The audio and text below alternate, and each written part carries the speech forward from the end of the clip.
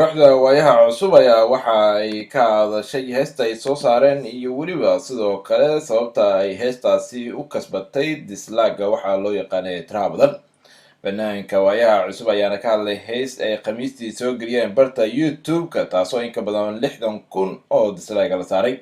ereyada heesta ay fanaaniintu ku luuqeynayeen ayaa ay ka mid tahay baalyiri falis cabdi ayaa u muuqda kuwo lagu dhaliiliyo dowladda federaalka. waxay tan iyo shalay baraha bulshada ee soomaalida qabsatay baadalahaynta heestan oo dadka ay siyaabo kala duwan uga hadlayeen. fanaanka Shinac Cabdullaahi Cali oo loo yaqaana Shinac Khiyaar ayaa waxa uu ka hadlay arrintaasi.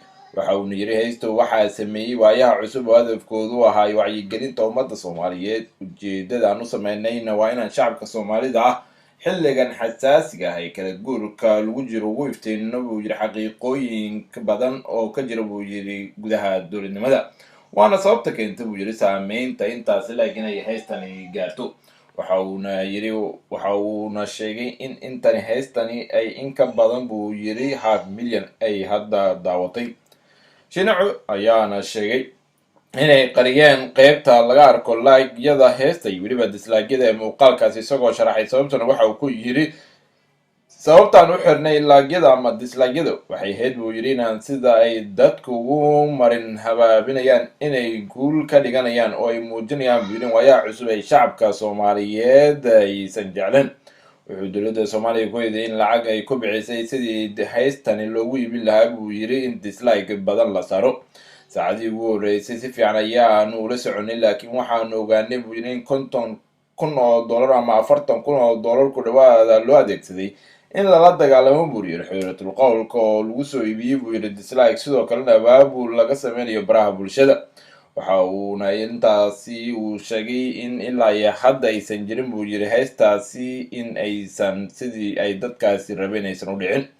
waxa uu yiri inkastoo uu Shiinuhu ku doodayay in lacag lagu iibiyay heestaha dislike haddana 34,000 oo qoraalo faala ayaa laga bixiyay heesta iyadoona dad badan ay siyaabo kala duwan uga hadleen.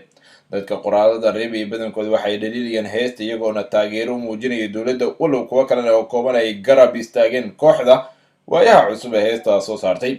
isla kooxdaasi waayaha cusub ayaa u kala jabtay garabo kala badan iyadoona aasaasyaashii kooxdaasi ay qaarkood sidoo kale soo qaadeen heese jawaab u ah isla heesta ay soo saareen kooxda waayaha cusub. fanaanka dalmaryar ayaana waxa uu soo saaray hees taasi jawaab u ah oo u magac daray heesta nabadii nolol. waxa uuna heestani oo iyadana qabsatay baraha bulshada saacadii lasoo dhaafay ay gaartay in ka badan ilaa iyo 300,000 oo qof inay daawadeen muddo saacado gudahood. fanaanka dalmaryar ayaana sheegay in hadafkii kooxda loo aasaasay ay noqotay buu yiri mid si qof shakhsi ah u adeegsado isla markaasna magaca waayaha cusub oo muddo lasoo dhisayay sumcadda uu yiri in si dhaqsi ah looga dilo midaan filaynay. waxa uuna sheegay inaan loo baahnayn buu yiri in waqti xaadirkani dowladda lagu burburiyo magacii waayaha cusub.